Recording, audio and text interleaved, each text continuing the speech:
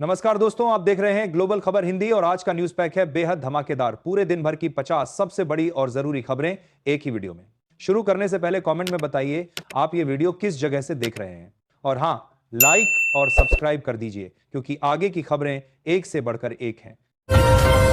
प्रधानमंत्री नरेंद्र मोदी ने 13 जनवरी 2026 को वीडियो कॉन्फ्रेंसिंग के जरिए देश भर के जिलाधिकारियों से सीधा संवाद किया, जिसमें केंद्र सरकार की योजनाओं के जमीनी क्रियान्वयन पर चर्चा हुई। प्रधानमंत्री ने कहा कि राशन, आवास और पेंशन योजनाओं में किसी भी तरह की गड़बड़ी तुरंत ठीक की जाए। उन्होंने यह भी निर्देश दिया कि सभी जिलों में शिकायत निवारण प्रणाली को 24 घंटे सक्रिय रखा जाए ताकि आम जनता को त्वरित राहत मिल सके। केंद्र सरकार ने डिजिटल इंडिया मिशन के तहत एक नया नागरिक सेवा पोर्टल लॉन्च किया है, जहां अब आधार, पैन, राशन कार्ड और सरकारी प्रमाण पत्रों से जुड़ी सेवाएं एक ही प्लेटफॉर्म पर उपलब्ध होंगी। आईटी मंत्रालय के अनुसार इस पोर्टल से आम लोगों को अलग अलग दफ्तरों के चक्कर नहीं लगाने पड़ेंगे। खासतौर पर ग्रामीण इलाकों में रहने वाले लोगों को सीधा फायदा मिलने की उम्मीद जताई जा रही है। उत्तर प्रदेश सरकार ने राज्य में बढ़ते सड़क हादसों को देखते हुए सभी राष्ट्रीय और राज्य राजमार्गों पर नए ट्रैफिक निगरानी कैमरे लगाने का आदेश दिया है। परिवहन विभाग के अनुसार इन कैमरों से ओवर स्पीडिंग और नियम तोड़ने वालों पर तुरंत कार्रवाई की जाएगी। सरकार का कहना है कि इससे दुर्घटनाओं में कमी आएगी और सड़क सुरक्षा को मजबूत किया जा सकेगा। बिहार में 13 जनवरी को खाद्य आपूर्ति विभाग ने बड़ी कार्रवाई करते हुए 3 जिलों में फर्जी राशन कार्ड नेटवर्क का खुलासा किया है। अधिकारियों ने जांच में पाया कि हजारों कार्ड ऐसे नामों पर बने थे जो असल में मौजूद ही नहीं थे। राज्य सरकार ने साफ कहा है कि दोषियों पर कड़ी कार्रवाई होगी और असली लाभार्थियों का हक किसी भी हाल में नहीं छीना जाएगा। देश में बैंकिंग सेक्टर से जुड़ी खबरों में रिजर्व बैंक ने बैंकों को छोटे कारोबारियों के लिए सस्ता लोन उपलब्ध कराने के निर्देश दिए हैं। आरबीआई के मुताबिक माइक्रो और स्मॉल बिजनेस को पूंजी की कमी से उबरने में मदद मिलेगी। इस कदम से स्टार्टअप और स्वरोजगार से जुड़े लाखों लोगों को राहत मिलने की संभावना जताई जा रही है। उत्तर प्रदेश के प्रयागराज में शिक्षा विभाग ने सभी सरकारी कॉलेजों में बायोमेट्रिक अटेंडेंस सिस्टम लागू करने का फैसला लिया है ताकि छात्रों और शिक्षकों की उपस्थिति पर पारदर्शी निगरानी रखी जा सके। सरकार का कहना है कि इससे पढ़ाई की गुणवत्ता में सुधार आएगा और फर्जी नामांकन पर रोक लगेगी। यह व्यवस्था अगले सत्र से पूरी तरह लागू की जाएगी। बिहार सरकार ने 13 जनवरी को युवाओं के लिए एक नई स्किल ट्रेनिंग योजना शुरू की है, जिसके तहत ग्रामीण क्षेत्रों में आईटी, मोबाइल रिपेयरिंग और डिजिटल मार्केटिंग का प्रशिक्षण दिया जाएगा। श्रम विभाग के अनुसार इस योजना का उद्देश्य युवाओं को रोजगार के लिए तैयार करना है। ट्रेनिंग पूरी होने के बाद उन्हें स्थानीय उद्योगों से जोड़ा जाएगा ताकि वे आत्मनिर्भर बन सकें। देश के कई हिस्सों में मौसम को लेकर ताजा अपडेट में बताया गया है कि बिहार, झारखंड और उत्तर प्रदेश के पूर्वी इलाकों में घना कोहरा यातायात को प्रभावित कर रहा है। रेलवे और सड़क परिवहन विभाग ने यात्रियों को सावधानी बरतने की सलाह दी है। मौसम विभाग ने कहा है कि अगले 48 घंटे तक ठंड और कोहरा बना रह सकता है। अंतर्राष्ट्रीय खबरों में भारत और ऑस्ट्रेलिया के बीच रक्षा सहयोग को लेकर एक नई समझौता वार्ता शुरू हुई है, जिसमें समुद्री सुरक्षा और साइबर सुरक्षा पर खास चर्चा हो रही है। विदेश मंत्रालय के मुताबिक इस साझेदारी से हिंद महासागर क्षेत्र में सुरक्षा मजबूत होगी। दोनों देशों ने साझा सैन्य अभ्यास बढ़ाने पर भी सहमति जताई है। सोशल मीडिया पर आज एक सरकारी रोजगार अभियान से जुड़ा हैशटैग तेजी से ट्रेंड कर रहा है, जिसमें लाखों युवा नई भर्तियों की मांग कर रहे हैं। ट्विटर और इंस्टाग्राम पर यूजर सरकारी विभागों से रिक्त पदों को जल्द भरने की अपील कर रहे हैं।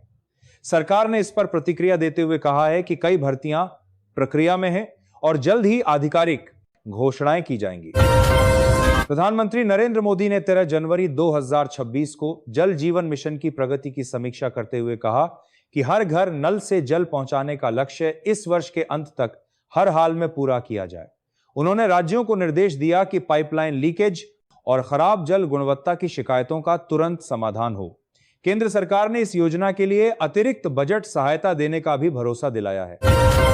केंद्र सरकार के आवास और शहरी कार्य मंत्रालय ने स्मार्ट सिटी परियोजना के तहत देश के 50 शहरों में नई सार्वजनिक परिवहन व्यवस्था शुरू करने की घोषणा की है। इसके तहत इलेक्ट्रिक बसें और स्मार्ट टिकटिंग सिस्टम लागू किए जाएंगे। मंत्रालय का कहना है कि इससे प्रदूषण कम होगा और आम नागरिकों को सस्ता व सुरक्षित सफर मिलेगा, जिससे शहरी जीवन की गुणवत्ता बेहतर बनेगी। उत्तर प्रदेश के वाराणसी में नगर निगम ने गंगा घाटों की सफाई और सौंदर्यीकरण को लेकर विशेष अभियान शुरू किया है। अधिकारियों ने बताया कि श्रद्धालुओं की बढ़ती संख्या को देखते हुए स्वच्छता और सुरक्षा के इंतजाम बढ़ाए गए हैं। राज्य सरकार का कहना है कि धार्मिक पर्यटन को बढ़ावा देने के साथ साथ पर्यावरण संरक्षण भी इस अभियान का अहम हिस्सा है। बिहार के गया जिले में पुलिस ने साइबर ठगी के एक बड़े गिरोह का भंडाफोड़ किया है, जिसमें कई राज्यों से जुड़े आरोपियों को गिरफ्तार किया गया है। जांच में पता चला कि ये लोग फर्जी बैंक कॉल और मोबाइल ऐप के जरिए लोगों से पैसे ठगते थे। राज्य पुलिस ने लोगों से अपील की है कि किसी भी अनजान कॉल या लिंक पर भरोसा न करें। देश की शिक्षा व्यवस्था से जुड़ी खबरों में केंद्रीय शिक्षा मंत्रालय ने ऑनलाइन पढ़ाई के लिए एक नया राष्ट्रीय प्लेटफॉर्म लॉन्च किया है, जहां छात्र मुफ्त वीडियो लेक्चर और डिजिटल किताबें पढ़ सकेंगे। मंत्रालय का कहना है कि इससे दूरदराज के इलाकों में रहने वाले छात्रों को भी गुणवत्तापूर्ण शिक्षा मिलेगी और डिजिटल डिवाइड को कम करने में मदद मिलेगी। बिहार सरकार ने किसानों के लिए एक नई फसल बीमा योजना की घोषणा की है, जिसके तहत प्राकृतिक आपदा से होने वाले नुकसान की भरपाई तेजी से की जाएगी। कृषि विभाग के अनुसार इस बार क्लेम प्रक्रिया को पूरी तरह ऑनलाइन किया गया है, ताकि किसानों को महीनों इंतजार न करना पड़े। इससे ग्रामीण इलाकों में आर्थिक स्थिरता बढ़ने की उम्मीद जताई जा रही है। उत्तर प्रदेश में स्वास्थ्य विभाग ने सरकारी अस्पतालों में मुफ्त दवा योजना का विस्तार करते हुए सभी जिला अस्पतालों में नई दवाइयों की आपूर्ति शुरू की है। अधिकारियों ने बताया कि अब गंभीर बीमारियों की दवाएं भी इस योजना में शामिल की गई हैं। सरकार का कहना है कि इससे गरीब और मध्यम वर्ग के मरीजों को इलाज में बड़ी राहत मिलेगी। देश के शेयर बाजार में 13 जनवरी को कारोबार के दौरान आईटी और बैंकिंग शेयरों में तेजी देखने को मिली, जिससे निवेशकों का भरोसा मजबूत हुआ है। विशेषज्ञों के अनुसार विदेशी निवेश बढ़ने और रुपये की स्थिरता से बाजार को समर्थन मिला है। सरकार का कहना है कि मजबूत आर्थिक नीतियों से निवेश का माहौल और बेहतर हो रहा है। अंतर्राष्ट्रीय खबरों में संयुक्त राष्ट्र ने एशिया में जलवायु परिवर्तन से जुड़ी नई रिपोर्ट जारी की है, जिसमें भारत सहित कई देशों को बाढ़ और सूखे के खतरे से सतर्क रहने की सलाह दी गई है। रिपोर्ट में कहा गया है कि समय रहते पर्यावरण संरक्षण के कदम नहीं उठाए गए तो भविष्य में खाद्य सुरक्षा पर असर पड़ सकता है। सोशल मीडिया पर आज एक वीडियो तेजी से वायरल हो रहा है, जिसमें एक सरकारी स्कूल के छात्रों द्वारा बनाया गया विज्ञान प्रोजेक्ट दिखाया गया है। इस वीडियो को लाखों लोग साझा कर रहे हैं और शिक्षा व्यवस्था में नवाचार की तारीफ कर रहे हैं। शिक्षा विभाग ने भी इस पहल की सराहना करते हुए छात्रों को प्रोत्साहन देने की बात कही है। प्रधानमंत्री नरेंद्र मोदी ने 13 जनवरी 2026 को देश के स्टार्टअप उद्यमियों से संवाद करते हुए कहा कि भारत को वैश्विक इनोवेशन हब बनाने के लिए सरकार हर संभव सहयोग दे रही है। उन्होंने बताया कि नई स्टार्टअप नीति के तहत टैक्स में छूट और आसान ऋण की सुविधा दी जा रही है, ताकि युवा उद्यमी बिना वित्तीय दबाव के अपने विचारों को कारोबार में बदल सकें। केंद्र सरकार ने महिलाओं की आर्थिक भागीदारी बढ़ाने के लिए एक नई स्वयं सहायता समूह फंडिंग योजना शुरू की है, जिसके तहत ग्रामीण महिलाओं को कम ब्याज पर ऋण उपलब्ध कराया जाएगा। महिला एवं बाल विकास मंत्रालय के अनुसार इससे छोटे कारोबार और घरेलू उद्योगों को बढ़ावा मिलेगा और लाखों महिलाएं आत्मनिर्भर बन सकेंगी। उत्तर प्रदेश के मेरठ में पुलिस ने अवैध हथियारों की तस्करी करने वाले गिरोह पर बड़ी कार्रवाई करते हुए कई आरोपियों को गिरफ्तार किया है। जांच में सामने आया है कि ये हथियार कई जिलों में सप्लाई किए जा रहे थे। राज्य सरकार ने कहा है कि अपराध और संगठित गिरोहों के खिलाफ अभियान और तेज किया जाएगा, ताकि आम लोगों की सुरक्षा सुनिश्चित की जा सके। बिहार के भागलपुर में शिक्षा विभाग ने स्कूलों में ड्रॉप आउट छात्रों की वापसी के लिए विशेष अभियान शुरू किया है, जिसमें शिक्षकों और स्थानीय प्रशासन को घर घर जाकर बच्चों को स्कूल से जोड़ने का निर्देश दिया गया है। सरकार का मानना है कि इससे शिक्षा से वंचित बच्चों को दोबारा मुख्य धारा में लाया जा सकेगा और बाल श्रम जैसी समस्याओं पर भी अंकुश लगेगा।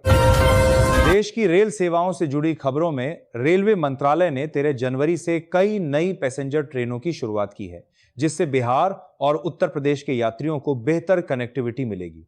मंत्रालय के अनुसार इन ट्रेनों में स्वच्छता, सुरक्षा और डिजिटल टिकटिंग की सुविधा को प्राथमिकता दी गई है, ताकि यात्रियों को आरामदायक यात्रा अनुभव मिल सके। बिहार सरकार ने शहरी क्षेत्रों में जल निकासी व्यवस्था सुधारने के लिए नई परियोजना को मंजूरी दी है, जिससे बरसात के मौसम में जलभराव की समस्या से राहत मिलने की उम्मीद है। नगर विकास विभाग ने बताया कि इस योजना के तहत पुराने नालों का विस्तार और नई ड्रेनेज लाइनें बिछाई जाएंगी ताकि शहरों में स्वच्छता और स्वास्थ्य दोनों बेहतर हो सकें। उत्तर प्रदेश में उद्योग विभाग ने लघु और मध्यम उद्योगों को बढ़ावा देने के लिए सब्सिडी योजना लागू की है, जिसके तहत नए कारखाने लगाने वालों को बिजली और भूमि शुल्क में छूट दी जाएगी। सरकार का कहना है कि इससे निवेश बढ़ेगा और स्थानीय स्तर पर रोजगार के नए अवसर पैदा होंगे, जिससे आर्थिक गतिविधियां तेज होंगी। देश में अपराध से जुड़ी खबरों में राष्ट्रीय जांच एजेंसी ने साइबर आतंकवाद से जुड़े एक नेटवर्क का पता लगाया है, जो सोशल मीडिया के माध्यम से युवाओं को गुमराह कर रहा था। एजेंसी ने कई डिजिटल अकाउंट्स को ब्लॉक कर दिया है और जांच जारी है। सरकार ने कहा है कि देश की सुरक्षा से खिलवाड़ करने वालों को किसी भी कीमत पर बख्शा नहीं जाएगा। अंतर्राष्ट्रीय स्तर पर विश्व स्वास्थ्य संगठन ने एक नई चेतावनी जारी की है, जिसमें फ्लू के नए वेरिएंट से सतर्क रहने की सलाह दी गई है। भारत सहित कई देशों को निगरानी बढ़ाने और टीकाकरण कार्यक्रम मजबूत करने को कहा गया है। स्वास्थ्य मंत्रालय ने बताया कि देश में स्थिति पर नजर रखी जा रही है और किसी भी आपात स्थिति से निपटने की पूरी तैयारी है। सोशल मीडिया प्लेटफॉर्म्स पर आज एक सरकारी डिजिटल पहचान अभियान से जुड़ा हैशटैग ट्रेंड कर रहा है, जिसमें लोग आधार और डिजिटल दस्तावेजों के लाभ साझा कर रहे हैं। कई यूजर बता रहे हैं कि कैसे ऑनलाइन सेवाओं से समय और पैसे दोनों की बचत हो रही है। सरकार ने इसे डिजिटल सशक्तिकरण की दिशा में बड़ा कदम बताया है। प्रधानमंत्री नरेंद्र मोदी ने 13 जनवरी 2026 को देश के सहकारी बैंकों के प्रतिनिधियों के साथ बैठक कर ग्रामीण अर्थव्यवस्था को मजबूत करने पर जोर दिया। उन्होंने कहा कि छोटे किसानों, दुकानदारों और स्वयं सहायता समूहों को सस्ता और समय पर ऋण उपलब्ध कराना सरकार की प्राथमिकता है। बैठक में सहकारी बैंकिंग प्रणाली को डिजिटल बनाने और पारदर्शिता बढ़ाने पर भी विस्तृत चर्चा हुई। केंद्र सरकार ने राष्ट्रीय पोषण मिशन के तहत बच्चों और गर्भवती महिलाओं के लिए अतिरिक्त पोषण सहायता देने की घोषणा की है। महिला एवं बाल विकास मंत्रालय के अनुसार आंगनवाड़ी केंद्रों में अब प्रोटीन युक्त आहार और स्वास्थ्य जांच की सुविधा और बेहतर की जाएगी।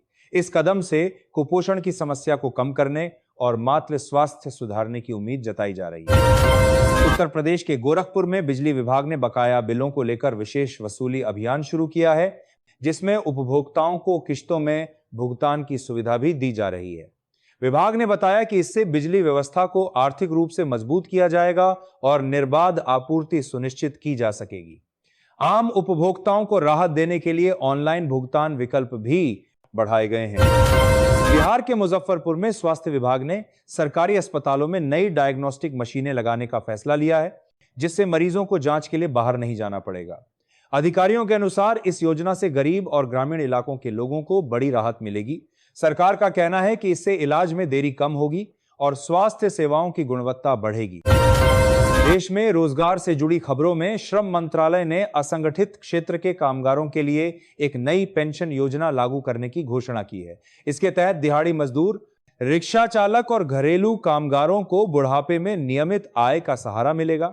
सरकार का कहना है कि यह कदम सामाजिक सुरक्षा को मजबूत करने की दिशा में अहम साबित होगा। बिहार सरकार ने किसानों के लिए ई मंडी प्लेटफॉर्म का विस्तार करते हुए अब सभी जिलों में इसे लागू कर दिया है, जिससे किसान अपनी फसल सीधे ऑनलाइन बेच सकेंगे। कृषि विभाग के अनुसार इससे बिचौलियों की भूमिका कम होगी और किसानों को उनकी उपज का बेहतर दाम मिलेगा। इस व्यवस्था से ग्रामीण अर्थव्यवस्था को नई मजबूती मिलने की उम्मीद है। उत्तर प्रदेश में पुलिस विभाग ने महिला सुरक्षा को लेकर नया मोबाइल ऐप लॉन्च किया है, जिसमें आपातकालीन स्थिति में एक बटन दबाते ही नजदीकी थाने और परिजनों को अलर्ट मिल जाएगा।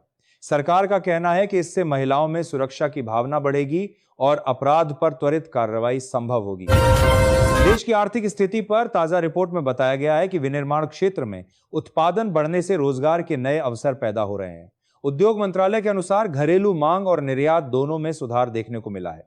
विशेषज्ञों का मानना है कि इससे आने वाले महीनों में आर्थिक विकास दर को और गति मिल सकती है। अंतर्राष्ट्रीय खबरों में भारत और फ्रांस के बीच रक्षा उपकरणों के संयुक्त उत्पादन को लेकर नई वार्ता शुरू हुई है, जिससे मेक इन इंडिया को बढ़ावा मिलेगा। रक्षा मंत्रालय के अनुसार इस सहयोग से तकनीकी ज्ञान का आदान प्रदान होगा और देश में उन्नत हथियारों का निर्माण संभव हो सकेगा।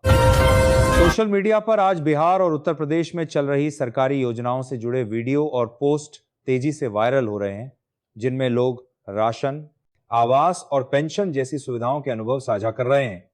कई यूजर सरकार की पारदर्शी व्यवस्था की तारीफ कर रहे हैं। अधिकारियों का कहना है कि डिजिटल प्लेटफॉर्म से लोगों तक सही जानकारी तेजी से पहुंच रही है।